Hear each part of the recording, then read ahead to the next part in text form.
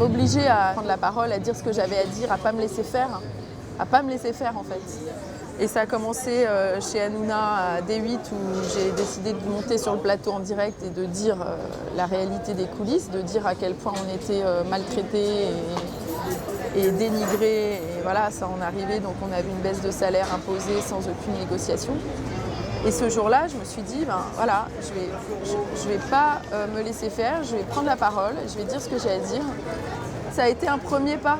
Et après, petit à petit, j'ai commencé à militer auprès des intermittents, lors des réunions, je me forçais à prendre la parole, mais il y avait des tas de fois où je n'osais pas le faire.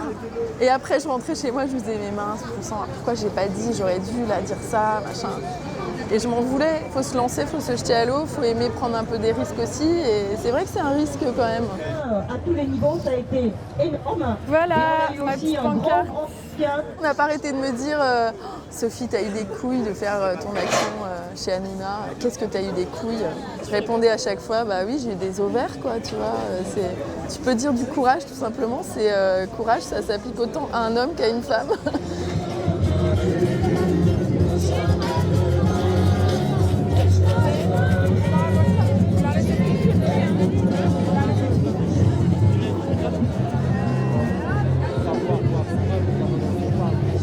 Qu'est-ce que vous êtes venu dire, vous, aujourd'hui?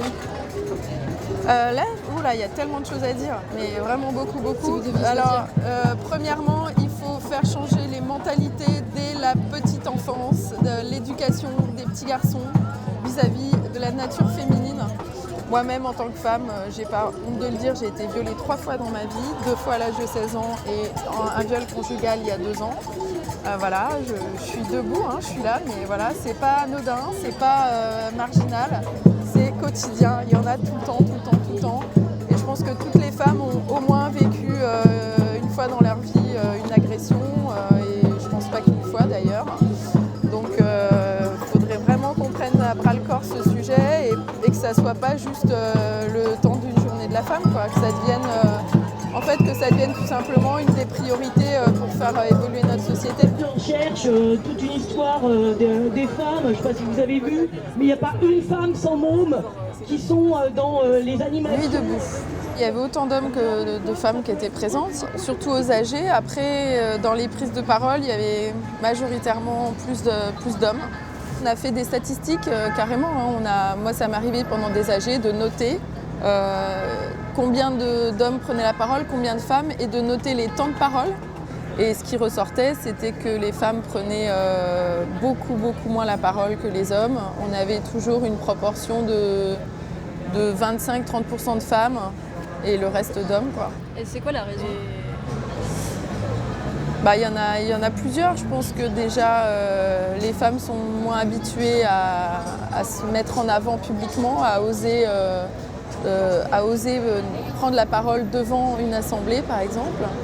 Il y a beaucoup de femmes qui sont timides, surtout quand on faisait des appels régulièrement pendant les AG.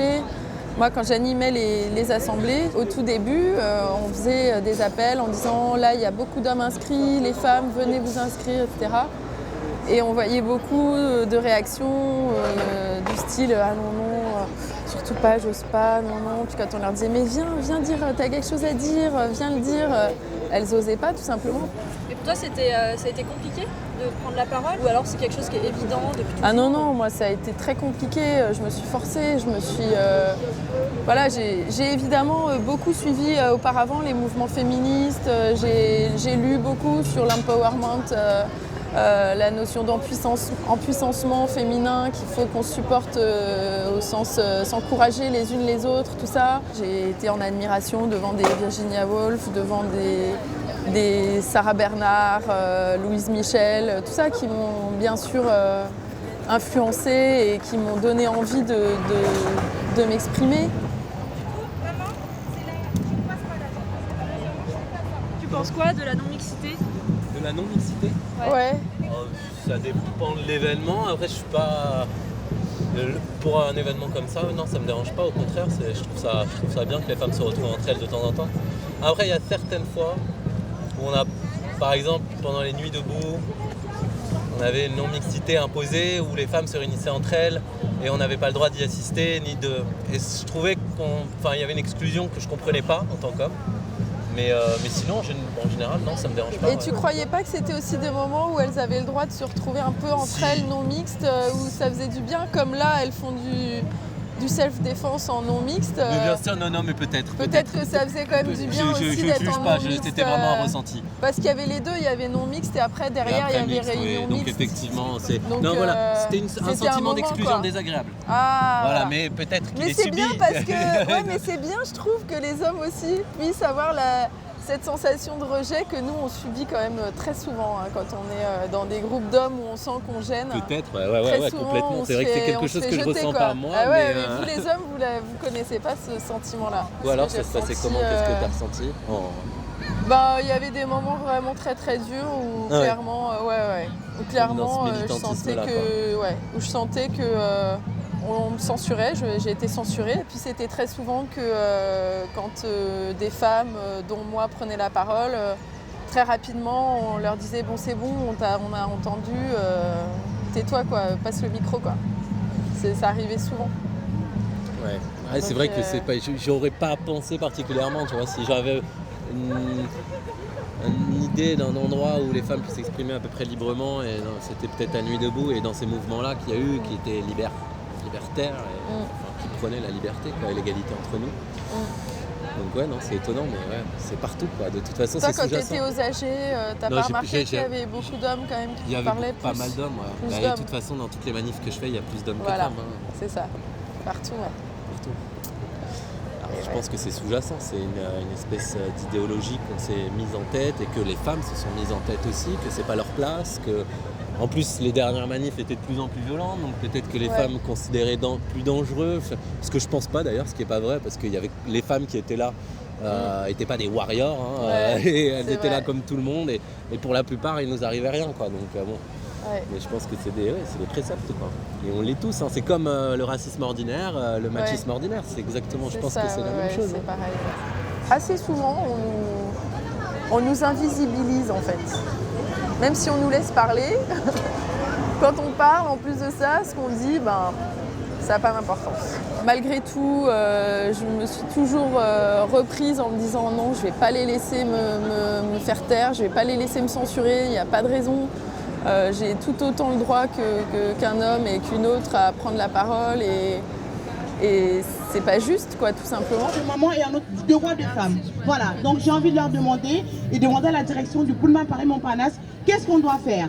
Qu'est-ce qu'on doit faire quand on est une femme et qu'on doit conjuguer entre maman, travail et enfant? Qu'est-ce qu'on doit faire? Voilà, c'est ça, je voulais poser, témoigner et puis voilà. Il y a encore des témoignages de grévistes, oui. Il y a aussi la place des femmes dans le monde militant, dont je voudrais juste apporter un petit témoignage. Parce qu'aujourd'hui encore, même si beaucoup de militants se prétendent féministes, la reproduction des systèmes est encore bien présente dans toutes les luttes. C'est toujours très très difficile d'avoir la parole, c'est toujours très difficile d'être entendu. Dès qu'on est un peu trop énervé, un peu trop en colère, et puis qu'on ose tout simplement clamer notre colère, on nous dit qu'on est hystérique et puis on nous fait comprendre qu'on fait chier les mecs, quoi, voilà. Et que c'est eux qui ont avant tout la parole dans les réunions, dans les meetings.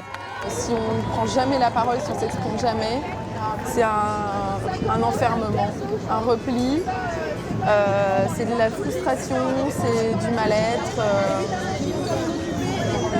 c'est je pense qu'une maladie de l'âme. Mais c'est aussi dès l'école, dès le berceau, qu'il faut apprendre aux petites filles à être des femmes puissantes et à assumer leur force féminine. Voilà, merci beaucoup. La parole, c'est le verbe, c'est libérateur, c'est ce qui émane de l'esprit, c'est le premier passage à l'acte, c'est fondateur, quoi.